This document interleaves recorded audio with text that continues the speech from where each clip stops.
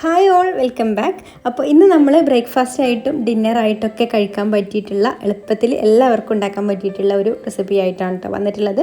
അപ്പോൾ നമുക്ക് അരിയൊക്കെ കുതിർത്ത് വെച്ചതുണ്ടെങ്കിൽ ഒരു 10 മിനിറ്റും കൊണ്ട് ഈ ഒരു മുട്ടപ്പം തയ്യാറാക്കിയെടുക്കാം. അപ്പോൾ നമുക്ക് പെട്ടെന്ന് തന്നെ അതെങ്ങനെയാണ് തയ്യാറാക്കുക എന്നുള്ളതൊന്ന് നോക്കാം. അപ്പോൾ ഇത് ഉണ്ടാക്കാൻ വേണ്ടിയിട്ട് ഞാനിവിടെ 1 കപ്പ് പച്ചരി കുതിർത്തത് എടുത്തിട്ടുണ്ട്. അപ്പോൾ അത് ഒരു 4 മണിക്കൂർ കുതിർത്തതിന് ശേഷം നന്നായിട്ട് കഴുകി ഊറ്റി വെച്ചിട്ടുള്ള അരിയാണ് കേട്ടോ.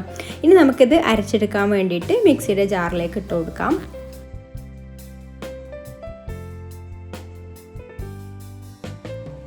ഇപ്പോൾ നമ്മളിവിടെ 1 കപ്പ് പച്ചരി മുഴുവനായിട്ട് ഇതിലേക്ക് ഇട്ട് കൊടുത്തിട്ടുണ്ട്.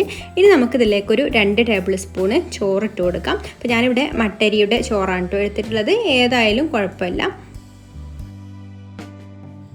ഇതുപോലെയുള്ള വലിയ സ്പൂണിന് 2 ടേബിൾ സ്പൂണ് ചോറാണ് കേട്ടോ ഇട്ട് കൊടുത്തിട്ടുള്ളത്. 2 ടേബിൾ സ്പൂണ് നിറയെ, അതിൽ കൂടുതൽ വേണ്ട.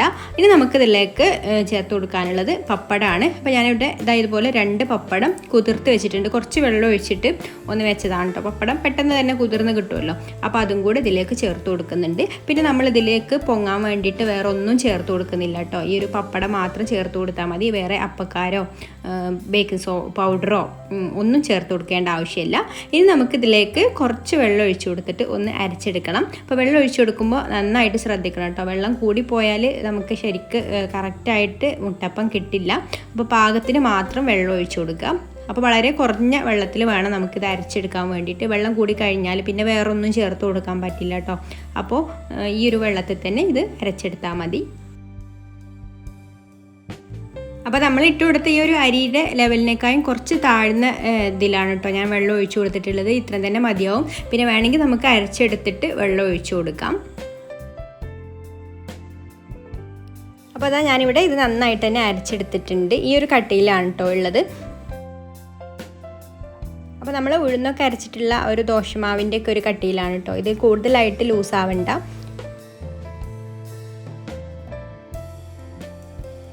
ഇനി നമുക്കിതിലേക്ക് പാകത്തിനുള്ള ഉപ്പും കൂടി ചേർത്ത് കൊടുത്തിട്ട് നന്നായിട്ടൊന്ന് മിക്സ് ചെയ്ത് കൊടുക്കാം.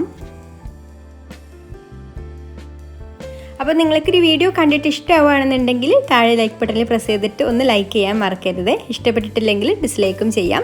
അതുപോലെ തന്നെ ഈ ചാനൽ സബ്സ്ക്രൈബ് ചെയ്യാതെ കാണുന്നവരാണെങ്കിൽ ഒന്ന് സബ്സ്ക്രൈബും കൂടി ചെയ്യണേ. ഇനി നമുക്ക് നല്ല ചൂടായിട്ടുള്ള എണ്ണയിലേക്ക് ഇതുപോലെ ഓരോ കയ്യിൽ മാവ് ഒഴിച്ചു കൊടുക്കാം. എന്നിട്ട് കുറച്ചൊന്ന് കഴിയുമ്പോൾ ഇതിങ്ങനെ പൊങ്ങി വരാനായിട്ട് തുടങ്ങും. ആ ഒരു സമയത്ത് നമ്മുടെ കോരി വെച്ചിട്ട് ചെറുതായിട്ട് ഇതുപോലെ ഒന്ന് പ്രസ് ചെയ്ത് കൊടുക്കണം കേട്ടോ. അപ്പോഴുള്ള ഫുള്ളായിട്ട് അതങ്ങ് വീർത്ത് വരിക. ഇതുപോലെ ഒന്ന് വെറുതെ ഒന്ന് ഇങ്ങനെ തട്ടി കൊടുത്താൽ മതി. ഒന്ന് ചെറുതായിട്ടൊന്ന് തട്ടി പ്രസ് ചെയ്ത് കൊടുക്കാം. അപ്പോൾ ഇതുപോലെ നന്നായിട്ട് വീർത്ത് വരും.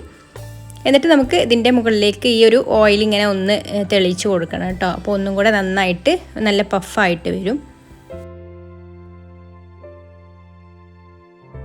അപ്പോൾ ഈ സൈഡ് റെഡിയായി വന്നതിന് ശേഷം നമുക്കിതൊന്ന് മറിച്ചിട്ട് കൊടുക്കാം. എന്നിട്ട് ഈ ഒരു ഭാഗം കൂടെ ഒന്ന് മൂത്ത് വന്നതിന് ശേഷം നമുക്ക് കോരിയെടുക്കാം.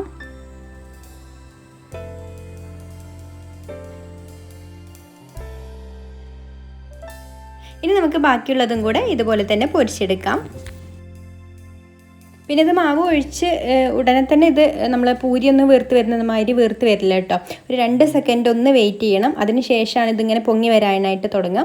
ആ ഒരു സമയത്ത് ഇതുപോലെ കോരി വെച്ചിട്ട് ഒന്ന് മേലെ ഇങ്ങനെ പ്രസ് ചെയ്ത് കൊടുത്താൽ മതി. അപ്പോൾ നല്ല വീർത്തിട്ട് വരും. അപ്പോൾ ഇങ്ങനെ ചെയ്യുകയാണെങ്കിൽ നമുക്ക് നല്ല പെർഫെക്റ്റ് ആയിട്ടുള്ള മുട്ടപ്പം തന്നെ ഉണ്ടാക്കിയെടുക്കാം.